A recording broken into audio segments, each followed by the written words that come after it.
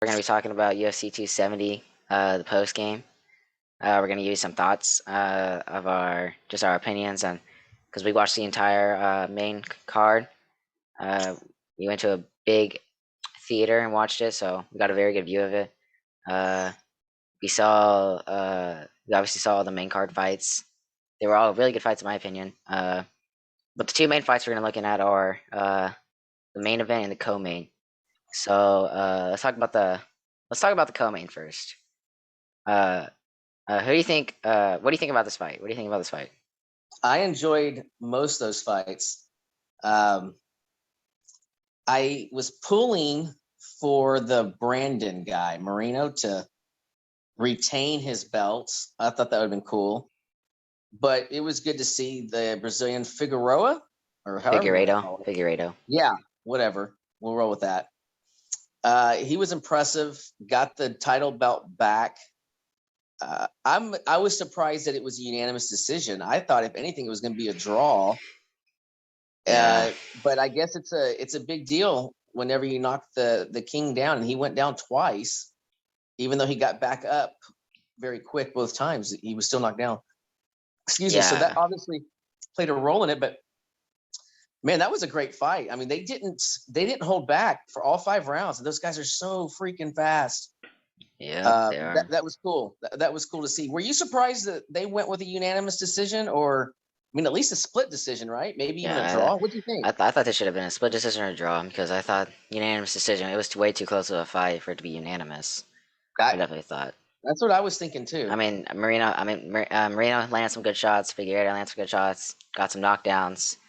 But overall, I mean, I definitely didn't think it should be a unanimous decision.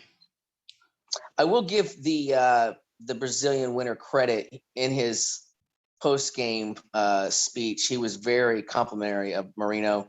He wants to fight him a 4th time. He told him to keep, believing in himself, believing in his dreams, keep fighting, keep, doing the process, keep practicing, keep training. So I thought he was very, very great and gracious in his victory. And as you know, Moreno, when we were watching this, had like 90% of the fans. I mean, that place was packed with Brandon Moreno fans for sure. Yeah, definitely. But do you think it should have been a unanimous decision? No. No. Honestly, I thought it was a draw. Like, I didn't know how you could give it to either guy. But again, I'm not much in the UFC, but they obviously give a lot of brownie points if you knock someone down. And again, it wasn't like he knocked him out cold. It wasn't like he got him down and kept him down. Every time, it was almost like Brandon Moreno fell down, then got back up real quick. So that's why I just wasn't giving a whole lot of weight to, he's knocked him down twice. It was kind of like, well, sort of, I guess. But hey, do you have a visitor in the room? Because if so, you need to tell your visitors to get out. No. Okay. Well, we'll talk about the main event now. By the way, I have some special guests here with me today, by the way. There, he's got a dog, guys. He has a dog. I've got 2. He has 2 dogs. Check them out. Yeah. Okay, well, we're going to talk about the main event. We'll talk about the main event. Dude, I'll go first. Okay, first of all, Francis, what's his last name? Ngannou. Ngannou is tiny. It's freaking small. I was not impressed at all. He has like a size 18 size shoe. He's got huge feet, huge hands. The dude goes over there with his knee pads. 35 years old. He looks 45 because he's been fighting. I wasn't impressed at all. What do you think? He's a tiny guy, right? No. He tore his ACL. That's why he wear those knee braces. Those knee braces because he tore his ACL. It's all fake news. But you see that? There's no way he could take these hands. There's no way. He tore his ACL, which is why he used those knee braces. See this jawline right here? I could take a punch from that guy all day long. It wouldn't do nothing to me. Okay. Nothing at all. Well, the guy looks scary. I would run away. Like, he could be 100 yards from me, and I would take off running. The guy looks scary. He's a beast of a man. Not surprised he won. Surprised how he won. And I think it's very scary. He used to always win by just, one bloody punch. Yeah. But now he just showed the world that he can utilize his weight and grapple on the ground with you. This makes him just, to me, a double threat and just twice as scary. They're calling him. Look out for that. They're calling him Francis Nurmagomedov because he's like Khabib in his wrestling. So, because he's always been knockouts. He's never been but now they know that he can grapple too, and he's doing on his wrestling. We saw a sweep from him. We saw a jiu-jitsu sweep in like the 5th round when he sweeped him. He was bottom. He sweeped him, got on top. So that was No very. one saw that coming. Nobody saw that No coming. one That saw was that one amazing. coming. That was very cool. That was one of the first times I've ever seen a sweep. So that was very cool to see. Gone. Well, don't forget in Cobra Kai, there's a lot of sweeping the leg in Cobra Kai. Yeah, in Cobra Kai there is. Syria gone. He's just 10 pounds lighter than him, so it's kind of hard to beat. Guy who's very Oh big. yeah, I mean when he got him down on the ground, I was impressed with Gon that he didn't get choked out and that he was able to last all the rounds because he was constantly, for the most part, on the defensive starting in round 3. 3, 4, and 5 was all the champs and putting the pressure on him. And for someone to last that long without and still being able to go the distance, yeah, he lost.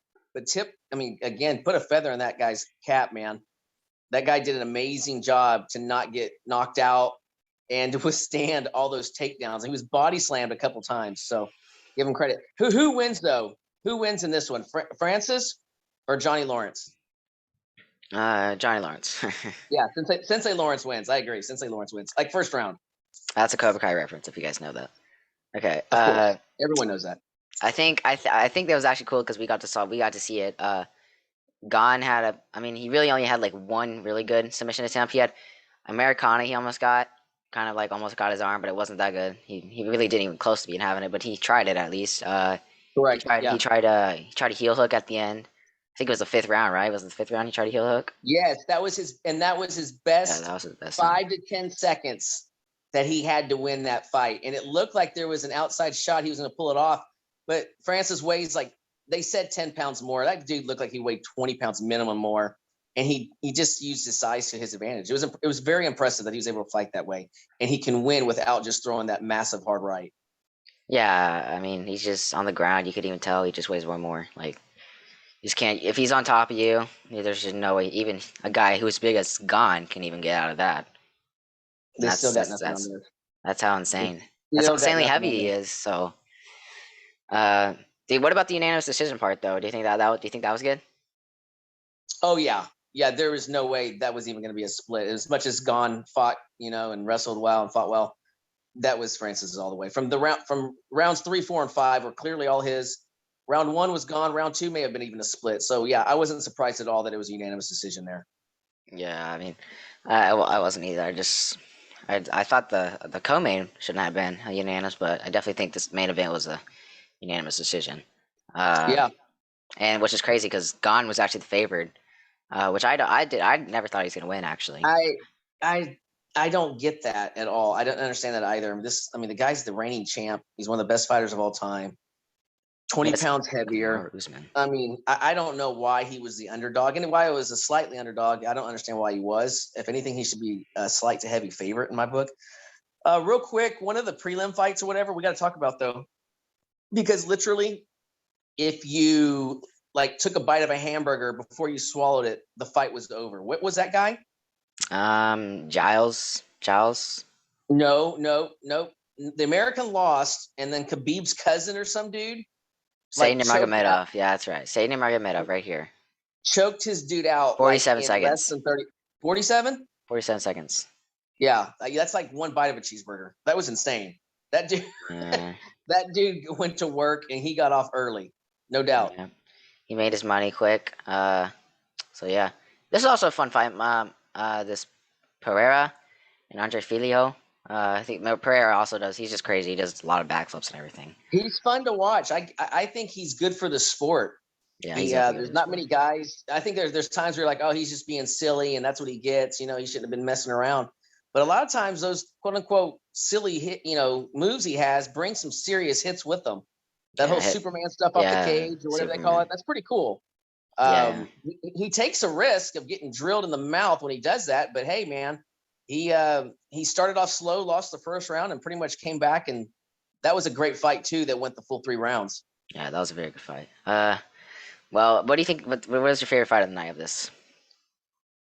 I would have to go with those lightweight guys, those 5'5", 115-pound dudes. They're like jockeys on horses. But Moreno versus that Brazilian guy, I'm going to mess up his last name. That was fun to watch. Yeah, I think that was my favorite too. Well, those are our those are our post game takes right there on UFC 270. So, any last words? Just don't mess with these hands. You don't Yeah, want this. don't mess with these You don't want hands. that. You don't want those hands. So thank you guys for watching. Continue to like, subscribe. We will be back for more videos. Whatever, tennis, maybe some football. Because there's been a lot of football games, and the Australian Yeah, Open's going on also. So maybe even some a Nadal. lot of sports to talk about, guys. We've got a lot of sports to talk about this upcoming week. Like, subscribe, tell your friends, tell your family, sons, tell your dads, dads, tell your sons. We really like to bring on sons and dads on the show. We'll start doing more of that. And again, we'll talk more UFC. The next big fight is in Houston, our hometown. We might be there to do some vlogging. Is that the right word, Blake?